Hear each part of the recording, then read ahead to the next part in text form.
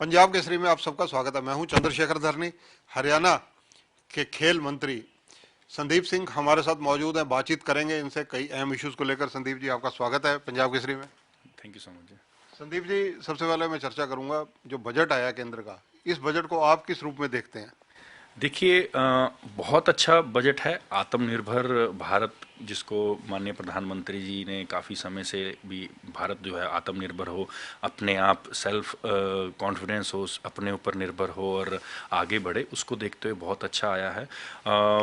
देखिए, चाहे वो इंफ्रा की बात हो, चाहे वो किसानों की बात हो, चाहे वो बच्चों की बात हो, चाहे वो खिलाड़ियों की बात हो, चाहे वो महिलाओं की बात हो, चाहे वो किसी भी विभाग के रूप में अगर हम देखें, चाहे वो बैंक हो, चाहे वो रेलवे हो, हर रूप में उन्होंने अच्छा काम किया। स्पोर्ट्स की अगर बात करें तो स्पोर्ट्स के अंदर उन्होंने कहा है कि अब अगर स्पेशली उनका भी जो रिसेंटली आज ही उनका जो संबोधित कर रहे थे माननीय प्रधानमंत्री जी, तो खेलों के लिए उन्होंने कहा कि खेलों में युवाओं ने बहुत आगे काम किया और खेलो इंडिया और 7 साल पहले जो बजट था उसको 3 गुना आज की डेट में बढ़ाया हुआ है, जो 7 साल पहले बजट था। तो उस तरीके से देखें तो खेलों के अंदर काफ़ी अच्छा बजट आया है।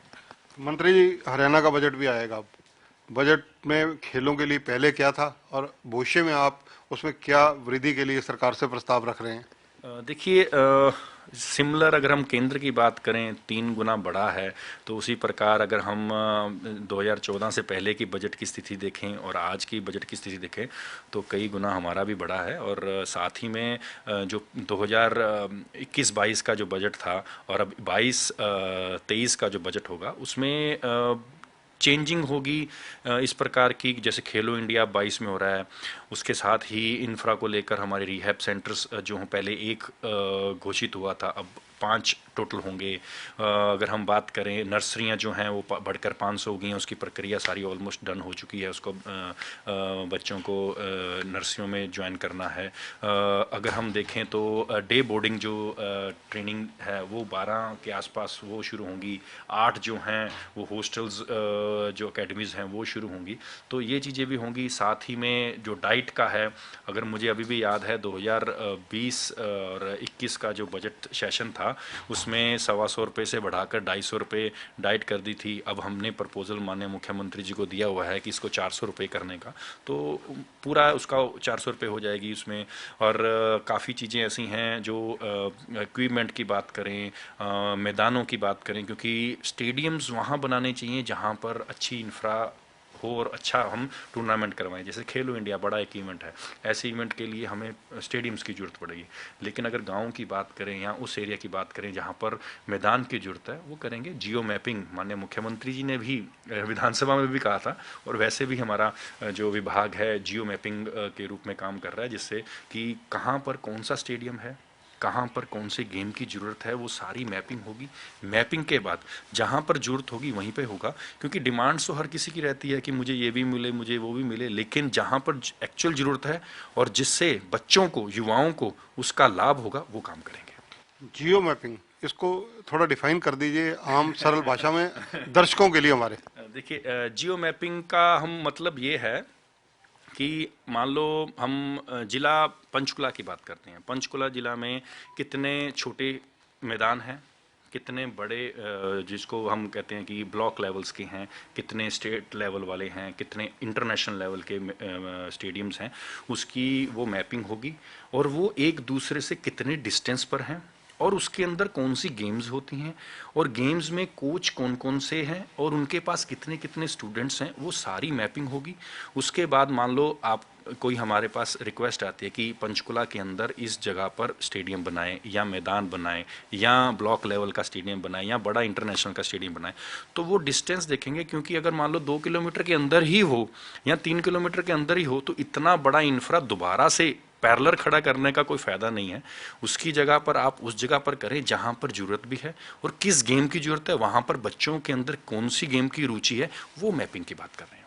मंत्री जी, अब कोविड काफ़ी माइल्ड है और खेलो इंडिया क्योंकि एक ड्रीम प्रोजेक्ट के रूप में लिया था आप लोगों ने, मुख्यमंत्री जी ने बहुत तैयारियां की, एंड पर जाकर उसको पोस्टपोन करना पड़ा। अब कब तक होने की संभावना लगती है? देखिए, कोविड की बात करें तो 2 बार ये डेट चेंज हो चुकी है इसमें, और पूरी उम्मीद है, क्योंकि जिस प्रकार से एक थर्ड वेव की हम बात करें तो ओमिक्रॉन कोरोना जिसको कह सकते हैं, वो रिड्यूसिंग पे चल रहा है और केसेस काफ़ी कम होने शुरू हुए हैं। तो इस प्रकार से बच्चों के एग्ज़ाम के इमीडिएटली बाद हमारा पूरा विज़न है, केंद्र से भी बातचीत चल रही है, और इवन बहुत जल्द ही इसमें माननीय मुख्यमंत्री जी के साथ बैठक करेंगे केंद्र में, और इसको डेट फाइनल करेंगे जिससे कि बच्चों के एग्जाम्स के बाद इसको हम करवा सकें। युवा वर्ग से संबंधित मंत्रालय भी आपके पास है, बतौर डीएसपी भी आप इस पर काम करते रहे हैं, खिलाड़ी के रूप में भी करते रहे हैं और हॉकी के कैप्टन के रूप में भी काम करते रहे हैं। मैं विशेष रूप से बात करूंगा नशे की। हरियाणा के अंदर जिस प्रकार से पड़ोसी राज्यों को, पंजाब हो, राजस्थान हो, हिमाचल हो, उत्तराखंड हो, हिमाचल हो, कहीं ना कहीं से नशा आता रहता है और युवा वर्ग जो है उससे काफ़ी ग्रस्त है। इसको, व्यवस्था को सुधारने के लिए क्या रणनीति है? देखिए, पहली बात होती है कि हम बच्चों को बोलते हैं कि आप ये गलत ना खाएं, आप अच्छा खाना खाएं। हम नॉर्मल घरों में ये बात चलती है, लेकिन बच्चों को हम बताते हैं कि फॉर एग्जांपल आप ऐसे ही पिज़्ज़ा मत खाएं, या मैगी नूडल्स ना खाएं, या कोल्ड ड्रिंक ना पिएं, वो अच्छी नहीं होती है। तो इस प्रकार बच्चों के लिए पेरेंट्स बोलते रहते हैं। उसी प्रकार हमें नशे के बारे में बोलते हैं कि नशा नहीं करना चाहिए, लेकिन नशा दिखता कैसे है, नशा किस प्रकार का होता है, उसकी हानियां क्या हैं? फायदा तो कोई है ही नहीं है, हानियां क्या हैं, और कौन से नशे से कैसे लत लगती है उसकी नॉलेज। क्योंकि अब 8वीं कक्षा के आसपास का, मैं कहूँ 8वीं 9वीं 10वीं 11वीं 12वीं, ये जो 4 साल बच्चों के होते हैं, उसके बाद कॉलेज की लाइफ, इसमें क्या है ना, इसमें हमें नॉलेज देनी बहुत ज़रूरी है बच्चों को। क्योंकि हम ड्राइविंग करते हैं, ड्राइविंग से पहले उसको लर्निंग के लिए बच्चों को सिखाया जाता है कि ये गियर है, ये क्लच है, ये ब्रेक है, ये रेस है, एक्सीलेटर है, ये स्टीयरिंग है, ये ऐसे फंक्शनल होता है। जब वो उसके बारे में सीखता है, उसके बाद फिर वो गाड़ी चलाता है। टू व्हीलर चलाता है तो हेलमेट पहनना है, आपको सिग्नल्स देखने हैं, साइड मिरर से पीछे से जब ओवरटेक करना है, तो वो सारी चीज़ें नॉलेज दी जाती है, तभी वो अच्छी ड्राइव कर पाता है। अगर वो लर्निंग, मतलब उसने लेसन्स नहीं लिए होंगे, तो डेफिनेटली वो कहीं ना कहीं वो मिस्टेक करेगा। उसी प्रकार जब तक हम उन बच्चों को नशे के बारे में डिटेल में, कि किस प्रकार दिखता है, उसकी हानियाँ क्या हैं, उससे परिवार को क्या प्रॉब्लम होगी, क्योंकि आजकल क्या है, युवाओं में कोई भी छोटी सी खुशी हो, छोटी सी गमी हो, तो लेट्स डू अ पार्टी, एक ये कॉमन वर्ड है। उन चीज़ों को, ठीक है, आप दोस्तों के साथ आप एक जगह पर खाना खा सकते हैं बैठकर, लेकिन वो एक गलत वे में ना जाए, नशे की तरफ ना मुड़े, उसकी जानकारी, उसकी नॉलेज देना बहुत ज़रूरी है। ये थर्ड वेव से पहले मेरी प्लानिंग थी कि इसको स्कूल और कॉलेजेस में किस प्रकार डीसीज को और एसपीज को, लोकल डिस्ट्रिक्ट के, उनको जोड़कर, पुलिस विभाग को भी, क्योंकि उनके जो नारकोटिक और एनडीपीसी एक्ट के जो नॉलेज रखने वाले जो ऑफिसर्स हैं, उनको साथ में जोड़कर, और डीसीज के माध्यम से स्कूलों के जो बच्चे हैं उनको जोड़कर एक कुछ इस तरीके का कोई एक कैंपेनिंग या कुछ एक हर डिस्ट्रिक्ट में एक रखा जाए, और स्कूल के हर जो मेन स्कूल्स हैं उसके कुछ बच्चों को बुलाकर उनको एक दिया जाए, जिससे कि वो अपने अपने स्कूल में जाकर अपना प्रचार करें और बताएं कि ये हमारा जो नशा इस प्रकार का होता है और इस नशे से ये हानियां होती हैं। तो वो नॉलेज देनी बहुत ज़रूरी है, बच्चों को मोटिवेट करना बहुत ज़रूरी है। क्योंकि मैं हमेशा एक बात कहता हूँ कि मैं हॉकी प्लेयर था, लेकिन अगर मैं हॉकी प्लेयर था, मैं सारी उम्र हॉकी प्लेयर नहीं रहूँगा। मेरे अंदर से अगर हॉकी निकाल दी जाए, वो क्या खूबी है जो मैं दुनिया के किसी भी कोने में चला जाऊं तब भी कामयाब हूं, वो खूबी आपके अंदर होनी चाहिए। किसी प्रकार, किसी के इंसान के अंदर कोई खूबी होती है, किसी के अंदर कोई खूबी होती है, लेकिन वो खूबी को ढूंढ के उसके ऊपर काम करें, जिससे कि आप जिंदगी में भी कामयाब हों और आप जहां पर भी जाएं आप अच्छे सक्सेस हो सकें। मंत्री जी, क्योंकि अब बजट सेशन है, बजट सेशन में कांग्रेस प्रमुख विपक्षी दल है, निसंदेह सत्ता पक्ष को घेरने की कोशिश रहेगी।